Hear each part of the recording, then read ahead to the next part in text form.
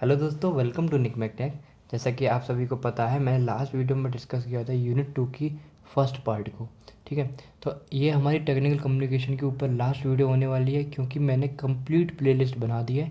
अगर आपने अभी तक नहीं देखी है तो उसकी लिंक मैं ऊपर आई बटन में डाल देता हूँ, आप वहाँ जाके देख सकते हो। तो आज की वीडियो में कुछ इंपॉर्टेंट क्वेश्चन जो रह गए हमारी टेक्निकल कम्युनिकेशन की यूनिट 2 के, उनको डिस्कस करेंगे। उसके बाद हम लोग देख लेंगे कि कुछ पेपर किस तरीके से आता है, आप कर पाते हो या नहीं, है ना। तो सबसे पहला क्वेश्चन हमारे पास क्या है, explain 7C principle of business writing. जो हमारे बिजनेस राइटिंग हम लिखते हैं उसके 7C प्रिंसिपल क्या होते हैं, उसको हमें एक्सप्लेन करना है। ठीक है, इसको इस तरीके से पूछ सकते हैं, what are the principle use in business writing. Business writing में कौन कौन से प्रिंसिपल यूज़ करते हैं। तो पहला प्रिंसिपल क्या है, कंसिडरेशन। अगर हम सेकंड प्रिंसिपल की बात करें तो क्या है, काउंट्रेसी। ठीक है, third clarity, fourth concreteness, fifth correctness, six conciseness, और सेवन क्या है, कम्पिटनेस। अब इनको वन बाई वन समझिए आप क्या है ये। अगर मैं फर्स्ट की बात करूँ, कंसिडरेशन, तो कंसिडरेशन में आपका एटीट्यूड किस तरीके से है उसके बारे में ध्यान रखते हैं। जैसे हम पहले विजुलाइज कर लेते हैं सर्कमस्टांसेस, जो भी हमारे सर्कमस्टांसेस हो सकते हैं, जो भी प्रॉब्लम हो सकती हैं, इमोशंस हो सकते हैं, डिज़ायर हो सकते हैं, ये सब होते हैं सर्कमस्टांसेस। ठीक है, अब इसमें क्या होता है, ये इंडिकेट करते हैं कि हम समझ रहे हैं, using our word with care, समझदारी से, है ना। जो जो भी पढ़ेगा, जो भी रीडर है, उसके इमोशंस को समझ रहे हैं, उसके डिज़ायर को समझ रहे हैं, उसकी प्रॉब्लम क्या है, तो अपने वर्ड से पता चल जाता है। सेकंड, अगर हम बात करें तो if we are writing sales letter, अगर हम सेल्स लेटर लिख रहे हैं, then it show the recipient how the product would be beneficial for them. अगर हम सेल्स राइटिंग लेटर लिख रहे हैं तो उससे पता चलता है अपनी राइटिंग के अंदर कि जो प्रोडक्ट है हम बेचने वाले हैं, जो भी हमारा ख़रीदने वाला है, उनके लिए वो प्रोडक्ट कितना बेनिफिशियल है। When we write with concentration, जब हम कंसंट्रेशन के साथ लिखते हैं, वी जनरेट गुडविल, हम अच्छी विशेष या फिर हम अच्छा लिख सकते हैं। ठीक है, तो काउंटरसी में क्या होता है, वी काउंटरस होते हैं। जैसे we should be courteous and polite during the business writing, हमें एकदम, है ना, पोलाइट रहना चाहिए बिजनेस राइटिंग लिखते समय। और अगर हम बात करें, अवॉइड मेकिंग नेगेटिव स्टेटमेंट, गलत स्टेटमेंट लिखने नहीं चाहिए, अवॉइड करना चाहिए, है ना। और जो टोन होती है ना अपनी आवाज़, ठीक है, उसको भी मतलब जिस तरीके से लिखते हैं समझ लाना चाहिए कि हाँ पूरा डायरेक्टली अच्छी तरीके से लिख रहे हैं, वो सब चीज़। For example, instead of writing, writing की जगह we did not send the cheque, cheque नहीं सेंड करना चाहिए। ठीक है, वी यूज़ द चेक, इस तरीके से, मतलब इस तरीके से ना लिख के इस तरीके से लिखते हैं, वाज नॉट क्लोज्ड। ठीक है, तो इस तरीके से हम लोग राइटिंग लिखते हैं। ठीक है, और फिर even if we are writing a complaint letter, अगर हम कंप्लेंट लेटर लिख रहे हैं, our tone must be polite and courteous at all time. तो हमारी जो टोन है, जो लिखने का तरीका है, वो पोलाइट होना चाहिए। ठीक है, धीरे से, आराम से, प्यार से बोल रहे हैं अपनी बात, अगर कंप्लेंट लेटर भी लिख रहे हैं तो। और जैसे देखो, ये एग्जांपल आपको समझ नहीं आया तो एक बार और समझ लीजिए। यहाँ पर हम देखो, we did not send the cheque, एक तो इस तरीके से लिख सकते हैं हम इसको, है ना। तो ये तरीका हमें नहीं अपनाना, हमें ये यूज़ करना है, the cheque was not enclosed. ठीक है, इस तरीके से हम लोग लिखते हैं काउंटेसी के अंदर। अगर हम बात करें दोस्तों यहाँ पे क्लियरिटी की, तो आपको पता ही है क्लियरिटी होना बहुत ज़रूरी है। जो भी वर्ड हम यूज़ कर रहे हैं उनको सामने वाले को समझ भी तो आना चाहिए, तभी तो उसका फ़ायदा है ना। तो वही चीज़ है, we should be clear and specific in letter, letter में एकदम क्लियर होना चाहिए। Avoid giving abstract summary information, जो एब्स्ट्रैक्ट समरी होती है उसको देने से बचिए, मतलब शॉर्ट इन्फॉर्मेशन मत दीजिए। For example, instead of using the website is now fully operational with the e commerce functionally setup with the company has launch its website. देखो, इसमें एग्जांपल क्या दे दिया कि आज के टाइम में आपने देखा होगा, गूगल पे आप कुछ भी सर्च करते हो तो पहली लिंक खुल के आ जाती है, और लिंक जैसे आप क्लिक करते हो उस पर सारी इन्फॉर्मेशन शेयर होती है। तो वही यहाँ पर ऑलरेडी दे रखा है कि वेबसाइट के अंदर ई कॉमर्स में पूरी तरीके से फंक्शनली काम करता है ना। तो वो क्लियरिटी लिखी होती है। अगर आपका अच्छी तरह वर्ड में नहीं लिखा होगा वहाँ पर अपनी वेबसाइट के बारे में, अपनी कंपनी के बारे में, तो कौन पढ़ेगा वहाँ पर, कोई नहीं पढ़ेगा ना। इसलिए कंपनीज लॉन्च करती हैं अपनी वेबसाइट्स, उनके ऊपर सारी इन्फॉर्मेशन शेयर भी करती हैं अपनी कंपनी के बारे में, तो वो सब क्लियरिटी होनी चाहिए।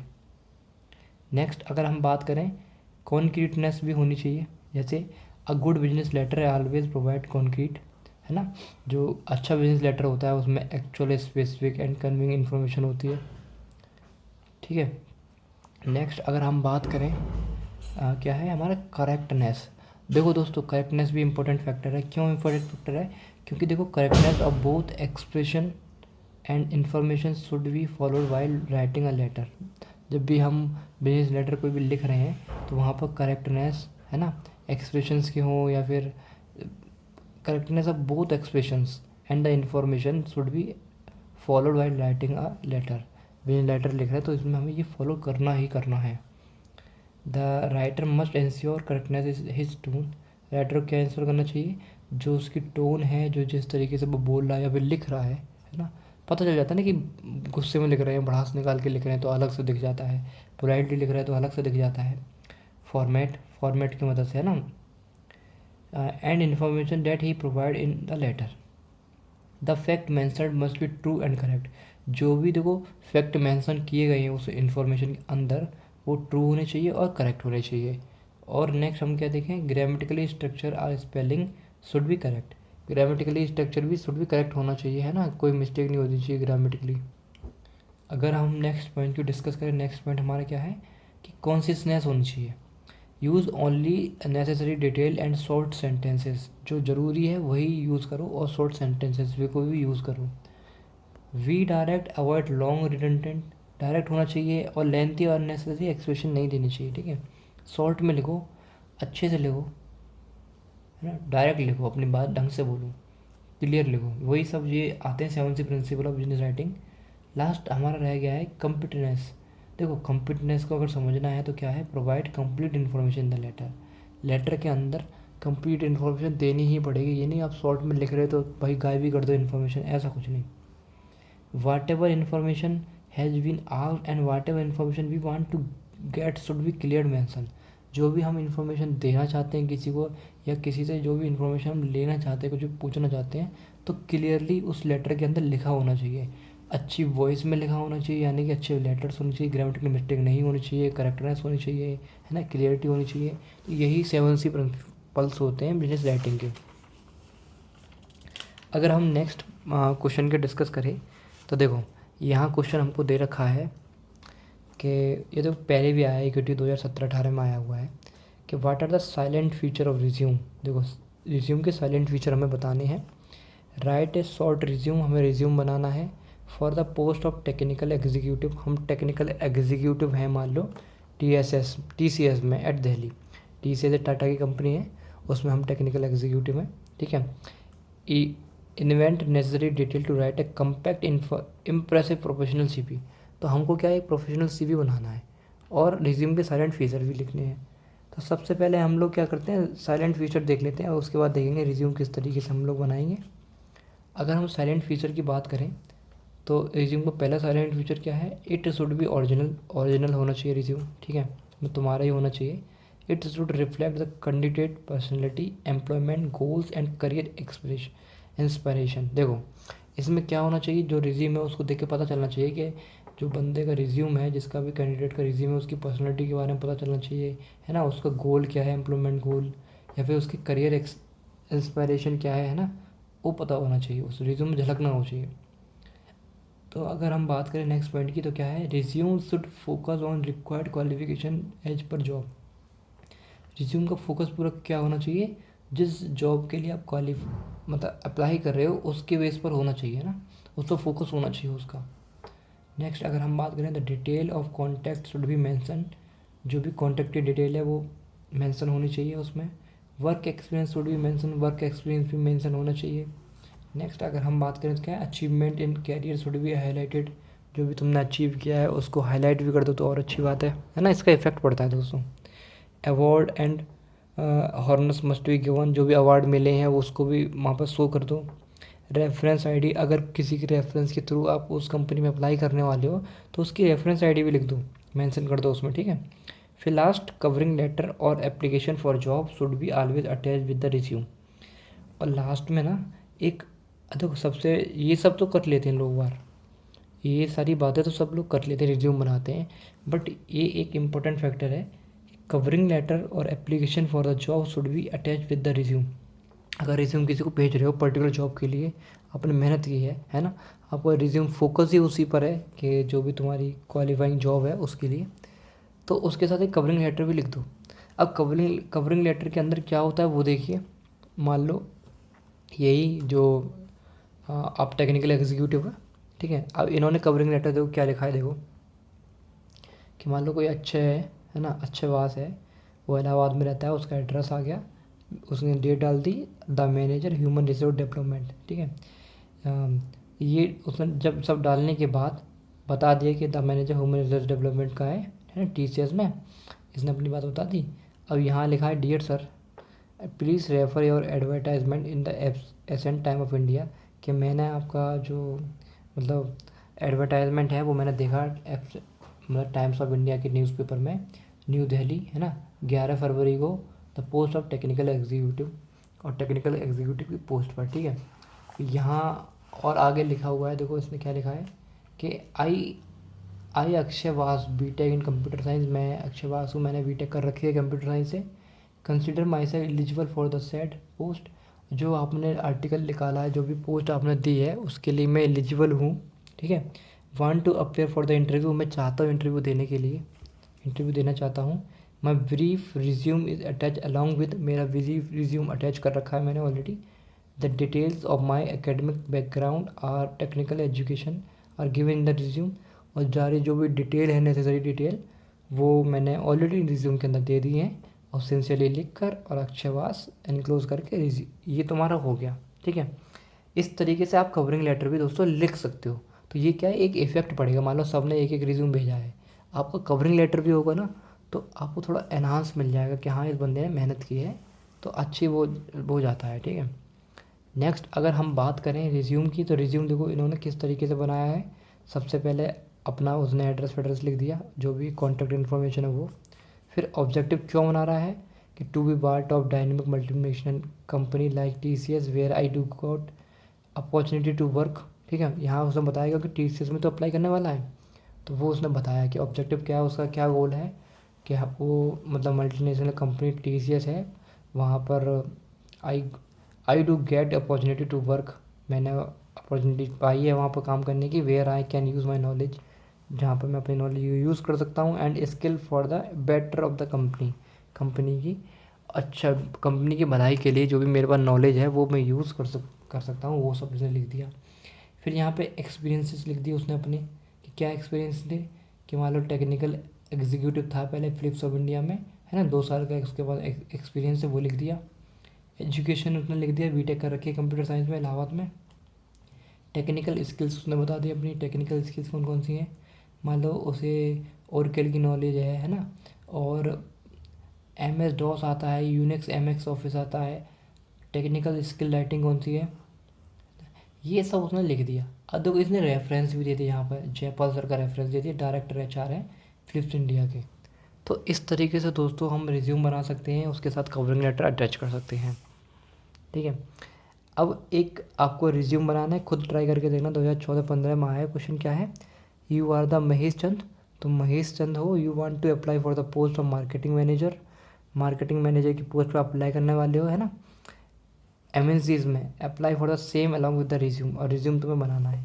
तो कुछ नहीं है, आपको सबसे पहले कवरिंग लेटर बनाओगे। कवरिंग लेटर में क्या है, वही डेट वगैरह डाली आपने, अपना एड्रेस डाला, एड्रेस डालने के बाद क्या, जिसके लिए तुम पोस्ट जो यहाँ पर आपने देखी उसके बारे में, वही प्लीज़ एक्सेप्ट माई एप्लीकेशन, इस तरीके से आपने बता दिया। कोई भी क्वेश्चन पूछना हो वो पूछ लिया, ठीक है।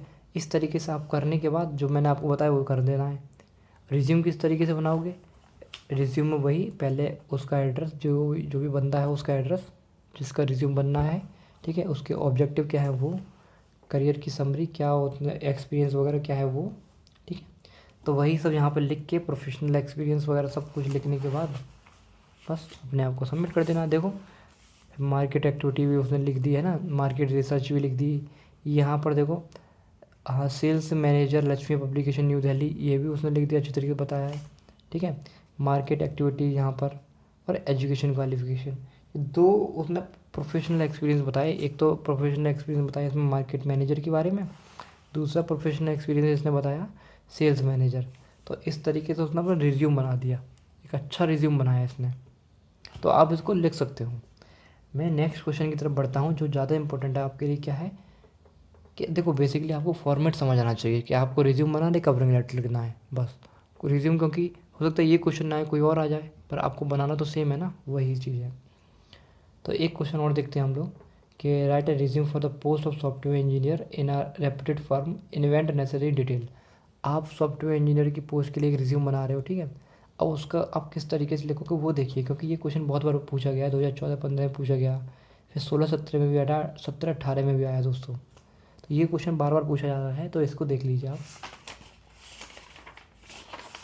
देखो सबसे पहले क्या किया कि यहाँ उसने क्या कर दिया, अपना जो भी अपना कॉन्टैक्ट डिटेल है वो लिख दिया। फिर ऑब्जेक्टिव लिखा उसने अपने, है ना, ऑब्जेक्टिव कि to associate myself with an organisation that provide a challenging job, जो भी एक चैलेंजिंग जॉब मेरे को प्रोवाइड करती है, and opportunity to prove innovative skills and relating work.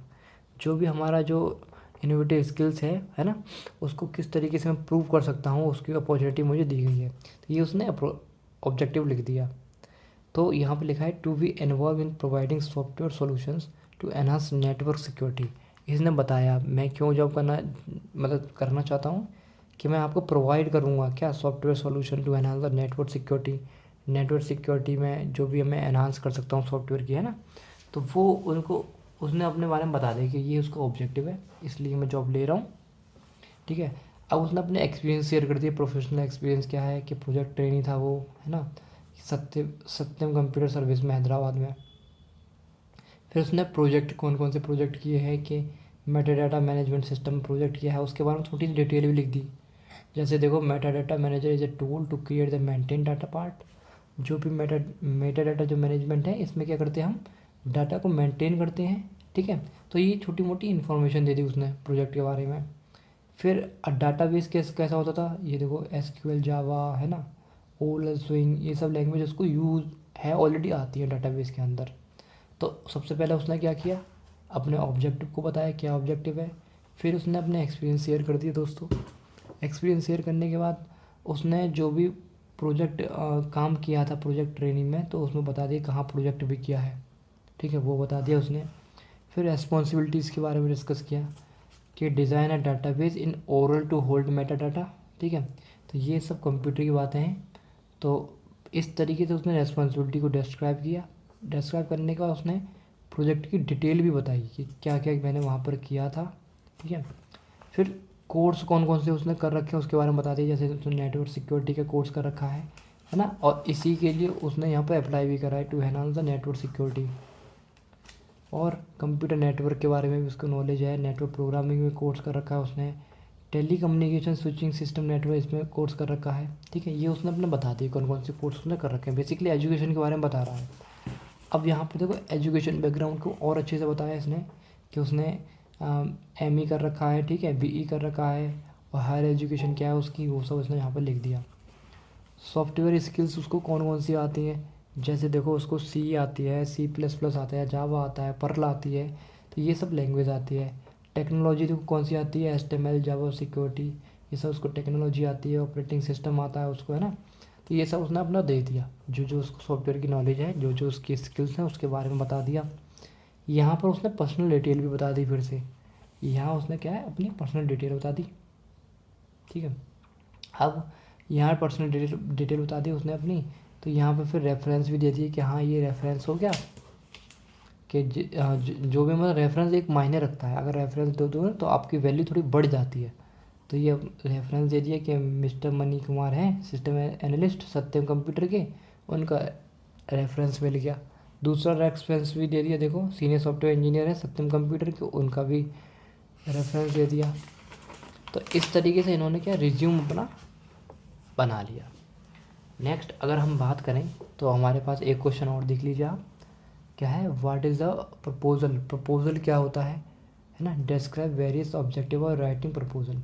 Proposal की कौन कौन से वेरियस ऑब्जेक्टिव्स होते हैं दोस्तों। देखो प्रपोज़ल की अगर हम बात करें तो प्रपोज़ल में क्या है, या तो हम किसी को अपनी प्रोडक्ट वगैरह बेच रहे हैं दोस्तों, तो प्रपोज़ल देते हैं ना कि आपको ये ऑफ़र दे रहे हैं, आप हमारी कंपनी से जुड़ जाइए, है ना। तो इस तरीके से प्रपोज़ल काम करते हैं। अगर मैं बात करूँ तो प्रपोज़ल दो तरीके के हो सकते हैं, शॉर्ट प्रपोज़ल और लॉन्ग प्रपोज़ल, है ना।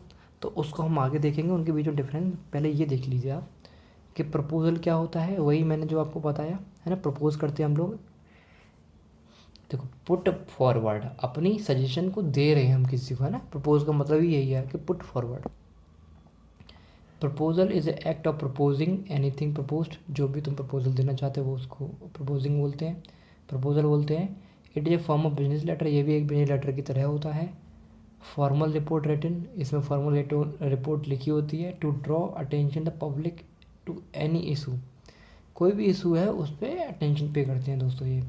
Proposal is nothing but a way to sell a one's idea, proposal कुछ नहीं है, बस मैंने बताया ना कि अपना प्रपोजल दे रहे हैं कि आप हमारी कंपनी में आ जाइए, या फिर ये प्रोडक्ट है आप लगाइए, इससे आपका निखार बढ़ जाएगा, ये फलाना ढिमका कुछ भी जो भी होता है ना वो। यानी कि जो भी हमारे मन में आइडिया चल रहा है, अगर हम उसको बेचना चाहते हैं किसी को, है ना, तो हम प्रपोजल देते हैं। तो वही चीज़ है, सेल्स वंस आइडिया, अपना idea. The maintain objective of writing proposal, जो भी जब हम प्रपोजल लिख रहे हैं ना, तो हमारा ऑब्जेक्टिव क्या होना चाहिए कि परस्यूशंस होना चाहिए हमारा ऑब्जेक्टिव, ठीक है। In it is the first step towards a new business, ये हमारा पहला स्टेप होता है अपना नया बिजनेस की तरफ। The aim of proposal is to bring new benefit, जो एम होता है हमारा प्रपोजल का क्या, कि नए नए बेनिफिट्स आएँ ऑर्गेनाइजेशन की में, ठीक है। It may be use within as well as outside the organisation, या ये कहाँ पर यूज़ हो सकता है कि ऑर्गेनाइजेशन के अंदर भी यूज़ हो सकता है और हम बाहर भी यूज़ कर सकते हैं। तो यही था कुछ प्रपोज़ल के बारे में और उसके ऑब्जेक्टिव्स क्या क्या होते हैं। अगर हम नेक्स्ट क्वेश्चन को देखें तो ये भी देखो 2014-15 में आया हुआ है। इसमें क्या है कि प्रपोज़ल के टाइप बताने हैं और उसको डिस्क्राइब करना है। तो दो तरह के प्रपोज़ल होते हैं, एक तो शॉर्ट प्रपोज़ल और लॉन्ग प्रपोज़ल। अगर हम शॉर्ट प्रपोज़ल, लॉन्ग प्रपोज़ल, दो तरह के प्रपोज़ल होते हैं। इसमें पॉइंट देख लेते हैं पहले। देखो, it is the length of the proposal which determine its size, है ना। शॉर्ट और लॉन्ग क्या होता है, इसकी लेंथ होती है, ये छोटी या बड़ी, है ना। और a single author propose is usually short, अगर सिंगल ऑथर कोई किसी चीज़ को प्रपोज कर रहा है, प्रपोजल दे रहा है, तो वो शॉर्ट में आएगा। Different from one that is long, और जो उसके और एक से ज़्यादा जो भी ऑथर है वो उसको प्रपोज कर रहे हैं, है ना, मोर देन 5, 6 और 5 ऑथर, वो लॉन्ग के अंदर आते हैं। छोटा सा डिफरेंस है इसके अंदर, वो आप देख लीजिए क्या डिफरेंस है, ठीक है। क्योंकि दो तरह के प्रपोजल होते हैं, एक शॉर्ट और लॉन्ग प्रपोजल होते हैं। दूसरा ये भी होते हैं, देखो, सॉलिसिकेटेड और अनसॉलिसिकेटेड प्रपोजल, इसको भी मैं आपको बताऊंगा अभी। पहले आप शॉर्ट प्रपोजल और लॉन्ग प्रपोजल में देखिए, यहाँ पर क्या होता है कि वही जो एक ऑथर 1% लिखता है वो शॉर्ट में आ गया, है ना। और मैक्सिमम देखो 30% भी लिख सकते हैं, है ना, अप टू है, यानी कि 30% भी हो सकता है, 30 से कम भी हो सकते हैं, कोई दिक्कत वाली बात नहीं, लॉन्ग प्रपोजल के अंदर आते हैं। There may be no other person with whom the communicate, यहाँ पर कोई पर्सन नहीं होता जिससे कम्युनिकेट कर सकें, अपनी बातें बता सकें। यहाँ पर मल्टीपल राइटर्स होते हैं, आपस में कम्युनिकेट भी कर सकते हैं, और कोई दिक्कत आ रही है तो अपडेट भी कर देते हैं, पहले लिख लिया फिर दोबारा अपडेट कर दिया उसमें, ठीक है। यहाँ पर क्या है, the same person has to decide how what and how to write, यहाँ पे एक ही पर्सन डिसाइड करता है क्या लिखना है और कब लिखना है और कैसे लिखना है। यहाँ पर बहुत सारे ग्रुप के मेंबर होते हैं, है ना, वो सब मिल के लिखते हैं, कोई दिक्कत वाली बात नहीं है, वहाँ पर डिसाइड भी करते हैं वो। यहाँ पर after writing the author has to illustrate format and prepare herself, यहाँ पर लिखने के बाद उसका फॉर्मेट भी खुद ही प्रिपेयर करता है। बट यहाँ पर क्या करता है, लॉन्ग प्रपोजल की अगर हम बात करें, इसमें क्या होता है, आफ्टर राइटिंग इट कंप्लीट, जब पूरा लिख जाए, it is hand over the Illustrator को दे दिया जाता है ना। डेस्कटॉप पब्लिशिंग कॉपी, है ना, production staff to the company, ये सबको दे दिया जाता है। The person has to develop the proposal on her, ये खुद ही डेवलप करता है। यहाँ पर बहुत सारे रिसोर्सेज होते हैं प्रपोजल को डेवलप करने के लिए दोस्तों। तो यही कुछ डिफरेंस था शॉर्ट प्रपोजल और लॉन्ग प्रपोजल के अंदर। लास्ट जो हमारा रह गया है वो है सॉलिसिकेटेड और अनसॉलिसिकेटेड प्रपोजल। तो दोस्तों देखो, इसको समझिए। सॉलिसिकेटेड प्रपोजल क्या होता है कि when a customer client require something that is not easy to procure from store, जो भी स्टोर से नहीं मिल पा रहा है, मान लो देखो, कोई भी एक बंदा है, वो दवाई लेने गया मेडिकल स्टोर से और उसको दवाई वो मिल नहीं पा रही है, ठीक है। तो वो क्या करेगा, एक रिक्वेस्ट फॉर प्रपोजल डालेगा, क्या सर आप मेरे लिए ये दवाई ले आना, ठीक है। विच कंटेंट डिस्क्रिप्शन, जिसके अंदर देखो डिस्क्रिप्शन में लिखा होगा प्रोडक्ट के बारे में, डिज़ायर के बारे में। तो और ये तो वो हो गया, मान लो एक लड़का है ना, और वो लड़के को दवाई नहीं मिली मेडिकल स्टोर पे से, और उसने प्रपोजल भेजा, रिक्वेस्ट डाल दी कि सर मेरे लिए ये दवाई ले आना, ठीक है। तो a solicited proposal is one which is send in response to the RFP। जो भी तुम्हारी रिक्वेस्ट तुमने डाली थी, है ना, और उस रिक्वेस्ट के अगर मैं आंसर देता हूँ कि हाँ सर मैं ले आऊँगा आपकी दवाई, तो दोस्तों ऐसे प्रपोजल होते हैं सॉलिसिटेटेड प्रपोजल, ठीक है। और अनसॉलिसिटेटेड प्रपोजल वो होते हैं कि हम ज़बरदस्ती किसी को मैसेज कर देते हैं, है ना, मतलब बिना उसकी परमिशन के ज़बरदस्ती उसको अपनी इन्फॉर्मेशन के बारे में बताते हैं, सर हमारे पास ये प्रोडक्ट है और आप हमारा ये प्रोडक्ट को आप ले लीजिए, आपको ये फ़ायदे होंगे, है ना, लेकिन अच्छी तरीके से। तो वो क्या है, अनसॉलिसिटेटेड प्रपोजल। यहाँ पर देखो लिखा भी है, देखो अनसॉलिसिटेटेड प्रपोजल की अगर हम बात करें, we should follow the form, देखो एज पर पॉसिबल लैंग्वेज, देखो हाँ, an unsolicited proposal is one send to the customer, जो कस्टमर को सेंड किया जाता है, even though they have not ask for it. जो उन्होंने पूछा नहीं पूछा उससे कोई मतलब नहीं होता, हम उनको सेंड कर देते हैं। तो यही दोस्तों होता है आपका सॉलिसिटेटेड प्रपोजल और अनसॉलिसिटेटेड प्रपोजल। तो इसी तरीके से हमारी टेक्निकल कम्युनिकेशन दोस्तों कंप्लीट ख़त्म होती है हमारी ये। तो अगर आपको ये वीडियो पसंद आई हो, हेल्पफुल लगी, तो अपने दोस्तों के साथ इस वीडियो को ज़रूर शेयर करिए और इस वीडियो को लाइक भी करिए। मिलते हैं नेक्स्ट वीडियो में। नेक्स्ट वीडियो में मैं आपके लिए क्वेश्चन पेपर लेके आऊँगा लास्ट ईयर का, हो सके जितने भी पॉसिबल हो सके वो, ठीक है। और फिर लगा के देखना आपको क्वेश्चन सॉल्व हुए या नहीं। Thank you.